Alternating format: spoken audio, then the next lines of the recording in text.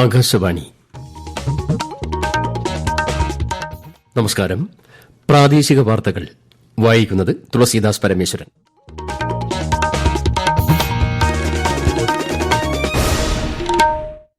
പ്രധാന വാർത്തകൾ. ഭരണ പ്രതിപക്ഷ ബഹളത്തെ തുടർന്ന് പാർലമെന്റിന്റെ ഇരുസഭകളും ഇന്നത്തേക്ക് പിരിഞ്ഞു. ആയുഷ്മാൻ വയവന്ദൻ പദ്ധതിയിൽ കഴിഞ്ഞ 2 മാസത്തിനുള്ളിൽ 25 ലക്ഷം പേർ അംഗങ്ങളായതായി കേന്ദ്ര സർക്കാർ. വയനാട് ഉരുൾപൊട്ടൽ ദുരന്തത്തിൽ സാമ്പത്തിക സഹായം ആവശ്യപ്പെട്ടുള്ള നിവേദനം കേന്ദ്രത്തിന് കൈമാറാൻ സംസ്ഥാനം വൈകിയിരുന്നില്ലെന്ന് മുഖ്യമന്ത്രി പിണറായി വിജയൻ. കരുതലും കൈത്താങ്ങും താലൂക്ക് തല പരാതി പരിഹാര അദാലത്തിന് സംസ്ഥാനത്ത് തുടക്കമായി.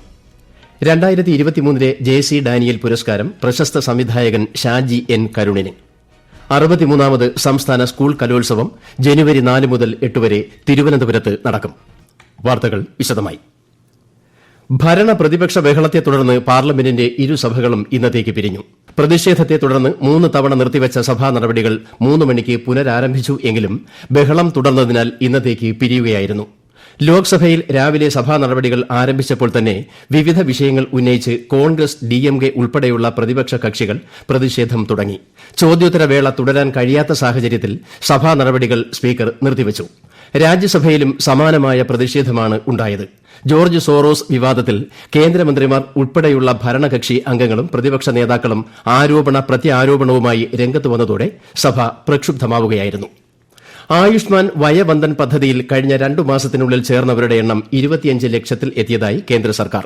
22,000-ലധികം മുതിർന്ന പൌരന്മാർക്ക് 40 കോടിയിലധികം രൂപയുടെ ചികിത്സയാണ് പദ്ധതിയിലൂടെ ലഭ്യമാക്കിയത്.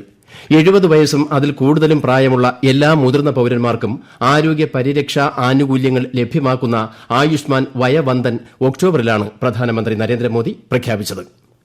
അടുത്ത വർഷം മാർച്ച് 30 കേരളം സമ്പൂർണ്ണ ശുചിത്വ പ്രഖ്യാപനം നടത്തുമെന്ന് മുഖ്യമന്ത്രി പിണറായി വിജയൻ. തദ്ദേശ സ്വയംഭരണ സ്ഥാപനങ്ങളിലെ ഭരണസമിതികളുടെ യോഗത്തിന് ശേഷം തിരുവനന്തപുരത്ത് വാർത്താസമ്മേളനത്തിൽ സംസാരിക്കുകയായിരുന്നു അദ്ദേഹം. 2025 നവംബറിനുള്ളിൽ സംസ്ഥാനത്തെ അതിദാരിദ്ര്യമുക്തമായി പ്രഖ്യാപിക്കുമെന്നും മുഖ്യമന്ത്രി അറിയിച്ചു. പാലിയേറ്റീവ് പ്രവർത്തനങ്ങളുടെ ഏകോപനം, മാലിന്യമുക്ത നവകേരളം സാധ്യമാക്കൽ, അതിദാരിദ്ര്യ നിർമ്മാർജ്ജന പ്രവർത്തനം ഊർജിതപ്പെടുത്തൽ, ഈ 3 ഇനങ്ങളാണ് പ്രധാനമായും ചർച്ച ചെയ്തത്. ഈ വരുന്ന മാർച്ച് 30 കേരളം സമ്പൂർണ്ണ ശുചിത്വ പ്രഖ്യാപനം നടത്തും. അയൽക്കൂട്ടങ്ങൾ, ടൂറിസം കേന്ദ്രങ്ങൾ, ഗ്രാമങ്ങൾ, നഗരങ്ങൾ, ഓഫീസുകൾ, വിദ്യാഭ്യാസ സ്ഥാപനങ്ങൾ എല്ലാം ഹരിതമാക്കുകയാണ് ലക്ഷ്യം. മുണ്ടക്കൈ ചൂരൽമല ദുരന്തത്തിൽ കേന്ദ്രം പ്രത്യേക സാമ്പത്തിക സഹായ പാക്കേജ് പ്രഖ്യാപിക്കാത്തതിന് കാരണം സംസ്ഥാനം വിശദ റിപ്പോർട്ട് സമർപ്പിക്കാൻ വൈകിയതാണെന്ന കേന്ദ്ര ആഭ്യന്തരമന്ത്രിയുടെ പ്രസ്താവന വസ്തുതാവിരുദ്ധമാണെന്നും മുഖ്യമന്ത്രി വാർത്താസമ്മേളനത്തിൽ പ്രതികരിച്ചു. ഓഗസ്റ്റ് 17 തന്നെ 1202 കോടി രൂപയുടെ പ്രാഥമിക സഹായം ആവശ്യപ്പെടുന്ന നിവേദനം സംസ്ഥാന സർക്കാർ കേന്ദ്രത്തിന് നൽകിയതായും അദ്ദേഹം പറഞ്ഞു. ഇതിന് പുറമെയാണ് നവംബർ 13 വിശദമായ റിപ്പോർട്ട് കേന്ദ്രത്തിന് കൈമാറിയത്. സംസ്ഥാന ദുരന്ത നിവാരണ നിധിയിലുള്ള തുക വയനാട് ദുരന്തം നേരിടാൻ അപര്യാപ്തമാണെന്നും ശ്രീ പിണറായി വിജയൻ വ്യക്തമാക്കി. വിഴിഞ്ഞം തുറമുഖത്തിന്റെ വയബിലിറ്റി ഗ്യാപ് ഫണ്ട് സംസ്ഥാനം തിരിച്ചടയ്ക്കണമെന്ന കേന്ദ്ര നിർദ്ദേശം മാനദണ്ഡങ്ങൾക്ക് വിരുദ്ധമാണെന്നും അദ്ദേഹം വിമർശിച്ചു.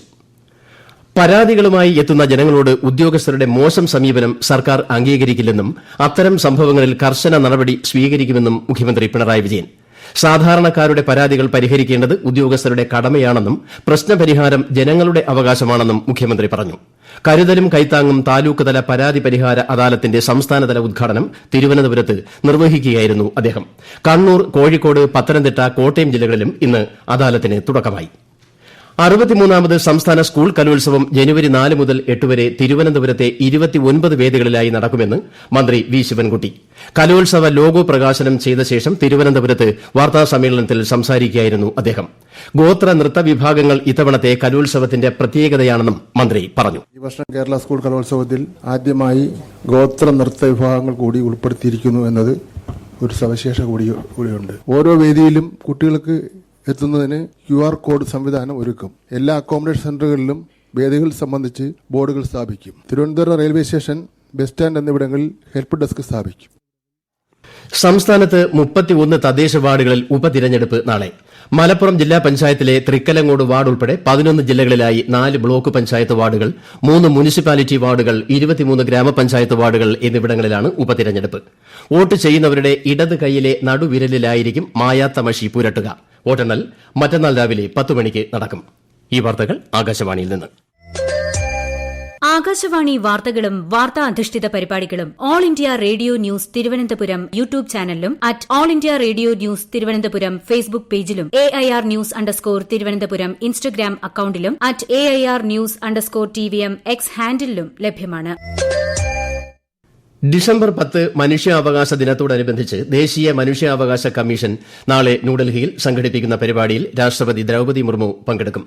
സംസ്ഥാന മനുഷ്യാവകാശ കമ്മീഷൻ തിരുവനന്തപുരത്ത് സംഘടിപ്പിക്കുന്ന മനുഷ്യാവകാശ ദിനാഘോഷം മന്ത്രി പി രാജീവ് ഉദ്ഘാടനം ചെയ്യും.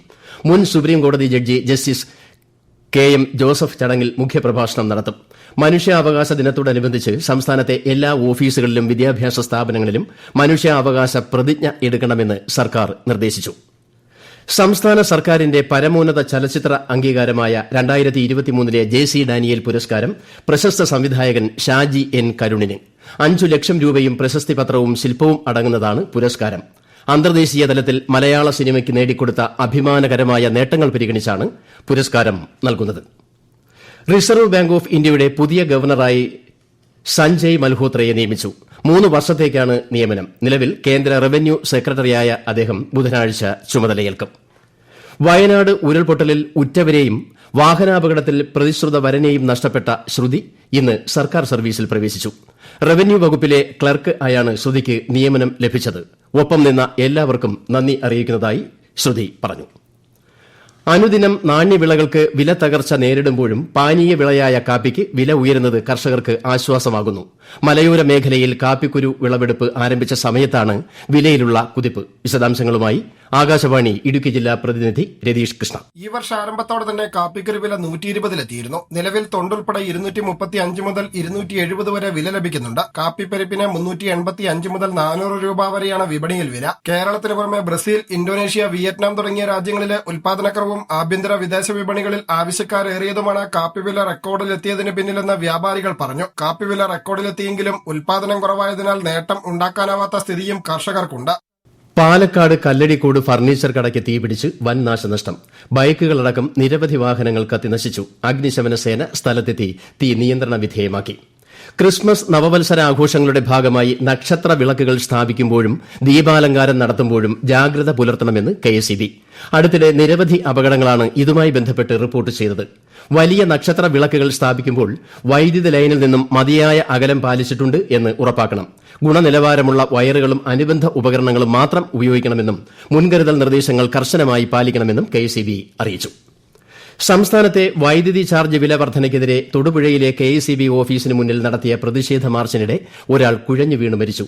കേരള കോൺഗ്രസ് ജോസഫ് വിഭാഗം സംസ്ഥാന കമ്മിറ്റി അംഗം MK ചന്ദ്രനാണ് മരിച്ചത്.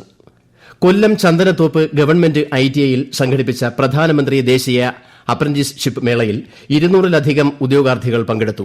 PWD റോഡ്സ് ഡിവിഷൻ, KSEB ഉൾപ്പെടെ പൊതു സ്വകാര്യ മേഖലകളിൽ നിന്നുള്ള 15ഓളം സ്ഥാപനങ്ങൾ അവസരദാതാക്കളായി എത്തി. പ്രതിമാസം ചുരുങ്ങിയത് 7000 രൂപ സ്റ്റൈപ്പൻഡോടെ തൊഴിൽ പരിശീലനം നേടാൻ അവസരം ഒരുക്കുന്നതാണ് ഈ പദ്ധതി. രാജ്യത്തെ ഓഹരി വിപണികളിൽ നഷ്ടം.